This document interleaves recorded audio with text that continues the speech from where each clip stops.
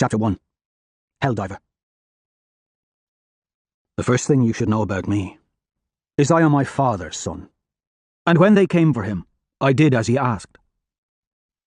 I did not cry. Not when the society televised the arrest. Not when the Golds tried him. Not when the Greys hanged him. Mother hit me for that. My brother, Kieran, was supposed to be the stoic one. He was the elder, I the younger. I was supposed to cry. Instead, Kieran bawled like a girl when little Io took the Hemanthus into father's left work boot and ran back to her own father's side. My sister, Liana, murmured a lament beside me. I just watched and thought it a shame that he died dancing, but without his dancing shoes. On Mars, there is not much gravity, so you have to pull the feet to break the neck. They let the loved ones do it. I smell my own stink inside my fry suit. The suit is some kind of nanoplastic and is hot, as its name suggests. It insulates me toe to head. Nothing gets in, nothing gets out, especially not the heat. Worst part is, you can't wipe the sweat from your eyes. Bloody damn stings, as it goes through the headband to puddle at the heels. Not to mention the stink when you piss, which you always do. Gotta take in a load of water through the drink tube. I guess you could be fit with a catheter. We choose the stink. The drillers of my clan chatter some gossip over the comm in my ear as I ride atop the claw drill. I'm alone in this deep tunnel, on a machine built like a titanic metal hand, one that grasps and gnaws at the ground. I control its rock-melting digits from the holster seat atop the drill, just where the elbow joint would be. There, my fingers fit into control gloves that manipulate the many tentacle-like drills some 90 metres below my perch. To be a helldiver, they say your fingers must flicker fast as tongues of fire. Mine flicker faster. Despite the voices in my ear, I am alone in the deep tunnel. My existence is vibration, the echo of my own breath, and heat so thick and noxious it feels like I'm swaddled in a heavy quilt of hot piss. A new river of sweat breaks through the scarlet sweatbands tied around my forehead and slips into my eyes, burning them till they're as red as my rusty hair. I used to reach and try to wipe the sweat away, only to scratch futilely at the faceplate of my fry suit. I still want to. Even after 3 years, the tickle and sting of the sweat is a raw misery. The tunnel walls, around my holster seat, are bathed a sulphurous yellow by a corona of lights. The reach of the light fades as I look up the thin vertical shaft I've carved today. Above, precious helium-3 glimmers like liquid silver, but I'm looking at the shadows, looking for the pit vipers that curl through the darkness, seeking the warmth of my drill. They'll eat into your suit, too. Bite through the shell and then try to burrow into the warmest place they find, usually your belly, so they can lay their eggs. I've been bitten before. Still dream of the beast. Black, like a thick tendril of oil. They can get as wide as a thigh, and as long as 3 men, but it's the babies we fear. They don't know how to ration their poison. Like me, their ancestors came from Earth. Then Mars and the deep tunnels changed them. It is eerie in the deep tunnels. Lonely. Beyond the roar of the drill, I hear the voices of my friends, all older, but I cannot see them a half-click above me in the darkness. They drill high above, near the mouth of the tunnel that I've carved, descending with hooks and lines to dangle along the sides of the tunnel to get at the small veins of helium-3. They mine with metre-long drills, gobbling up the chaff. The work still requires mad dexterity of foot and hand, but I am the earner in this crew. I am the helldiver. It takes a certain kind, and I'm the youngest anyone can remember. I've been in the mines for 3 years. You start at 13. Old enough to screw, old enough to crew. At least that's what Uncle Nerol said. Except I didn't get married till 6 months back, so I don't know why he said it. Io dances through my thoughts as I peer into my control display and slip the claw drill's fingers around a fresh vein. Io. Sometimes it's difficult to think of her as anything but what we used to call her as children. Little Io. A tiny girl, hidden beneath a mane of red. Red like the rock around me. Not true red. Rust red. Red like our home. Like Mars. Io is 16 too, and she may be like me, from a clan of red earth diggers, a clan of song and dance and soil, but she could be made from air, from the ether that binds the stars in a patchwork. Not that I've ever seen stars. No red from the mining colonies sees the stars. Little Io. They wanted to marry her off when she turned 14, like all girls of the clans. But she took the short rations and waited for me to reach 16, wed age for men, before slipping that cord around her finger. She said she knew we'd marry, since we were children. I didn't. Hold, hold, hold! Uncle Nerol snaps over the comm channel.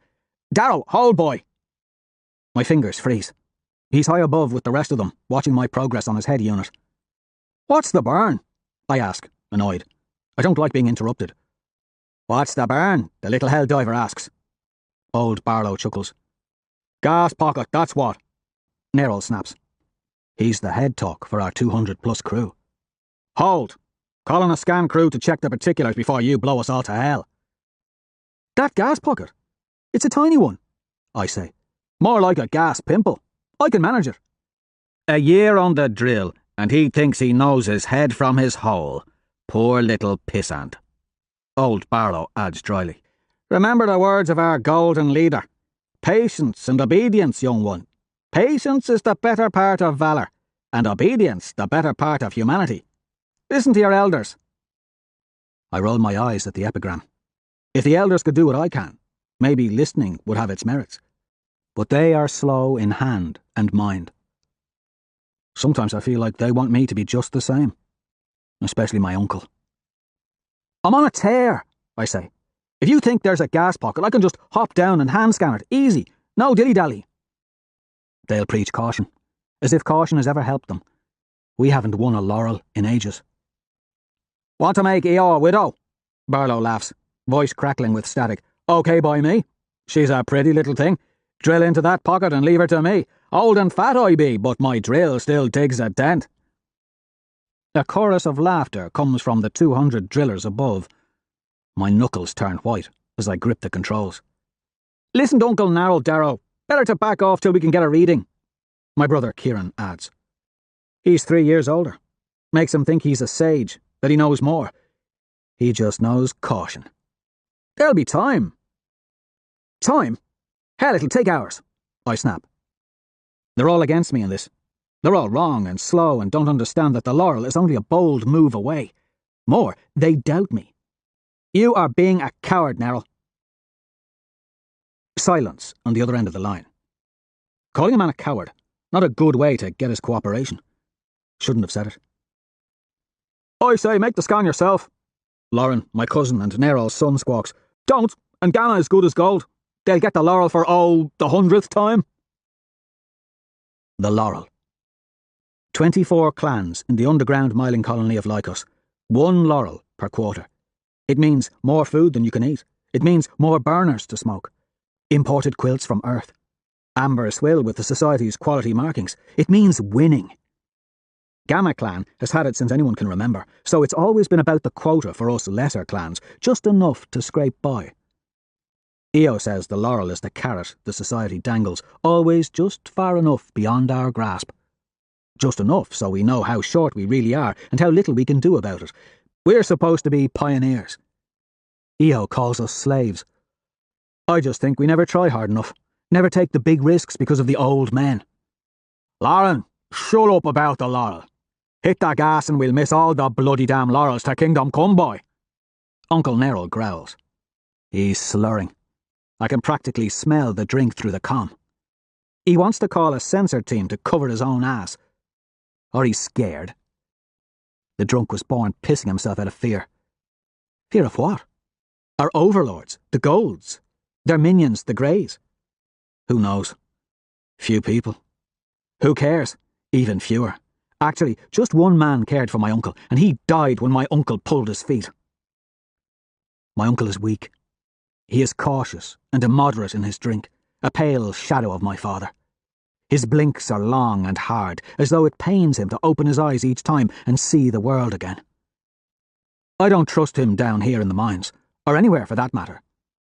But my mother would tell me to listen to him. She would remind me to respect my elders, even though I am wed, even though I am the hell diver of my clan. She would say that my blisters have not yet become calluses. I will obey, even though it is as maddening as the tickle of the sweat on my face. Fine, I murmur. I clench the drill fist and wait as my uncle calls it in from the safety of the chamber above the deep tunnel. This'll take hours. I do the math. 8 hours till whistle call. To beat Gamma, I've got to keep a rate of 156.5 kilos an hour. It'll take 2.5 hours for the scan crew to get here and do their deal, at best. So I've got to pump out 227.6 kilos per hour after that. Impossible. But if I keep going and squab the tedious scan, it's hours. I wonder if Uncle Neril and Barlow know how close we are. Probably. Probably just don't think anything's ever worth the risk. Probably think divine intervention will squab our chances. Gamma has the laurel. That's the way things are and will ever be. We of Lambda just try to scrape by on our foodstuffs and meagre comforts. No rising, no falling. Nothing is worth the risk of changing the hierarchy. My father found that out at the end of a rope. Nothing is worth risking death. Against my chest, I feel the wedding band of hair and silk dangling from the cord around my neck and think of Eo's ribs. I'll see a few more of the slender things through her skin this month. She'll go asking the Gamma families for scraps behind my back. I'll act like I don't know. But we'll still be hungry. I eat too much because I'm 16 and still growing tall. Eo lies and says she's never got much of an appetite. Some women sell themselves for food or luxuries to the tin pots. Greys, to be technic about it. The Society's garrison troops of our little mining colony. She wouldn't sell her body to feed me. Would she? But then I think about it. I'd do anything to feed her. I look down over the edge of my drill. It's a long fall to the bottom of the hole I've dug. Nothing but molten rock and hissing drills. But before I know what's what, I'm out of my straps, scanner in hand, and jumping down the 100-metre drop toward the drill fingers. I kick back and forth between the vertical mineshaft's walls and the drill's long, vibrating body to slow my fall. I make sure I'm not near a pit viper nest when I throw out an arm to catch myself on a gear just above the drill fingers. The 10 drills glow with heat. The air shimmers and distorts. I feel the heat on my face, feel it stabbing my eyes, feel it ache in my belly and balls. Those drills will melt your bones if you're not careful. And I'm not careful. Just nimble. I lower myself hand over hand, going feet first between the drill fingers, so I can lower the scanner close enough to the gas pocket to get a reading. The heat is unbearable. This was a mistake. Voices shout at me through the comm. I almost brush one of the drills as I finally lower myself close enough to the gas pocket. The scanner flickers in my hand as it takes its reading.